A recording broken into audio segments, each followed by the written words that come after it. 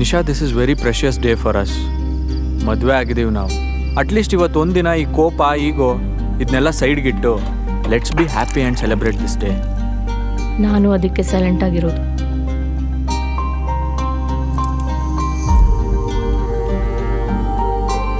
But ಏನಾರು ಇದ್ರೆ ಹೇಳು, ಮುಚ್ಚಿಡ್ಬೇಡ. ಅದು ಬರೀ ಮಾತಿಗೆ ಮುಗಿಯಲ್ಲ. ಮಾತಾಡಿದ್ರೆ ತಾನೇ ಗೊತ್ತಾಗೋದು ಮುಗಿಯುತ್ತೋ ಇಲ್ವೋ ಅಂತ. ಆಗಾಗ ಯೋಚನೆ ಮಾಡ್ತಾ ಇರ್ತೀನಿ, ಏನ್ನ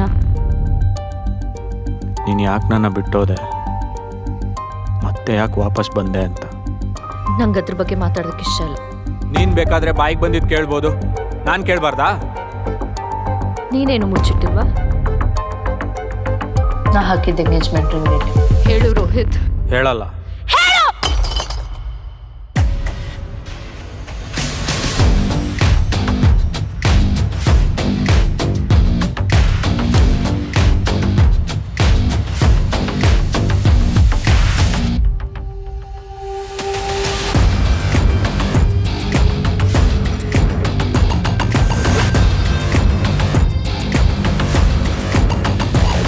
ನಿನ್ನಿಂದ ಮದುವೆ ಆಗಿದ್ದು. ನಂದು ಕೂಡ ಸೇಮ್ ಫೀಲಿಂಗ್.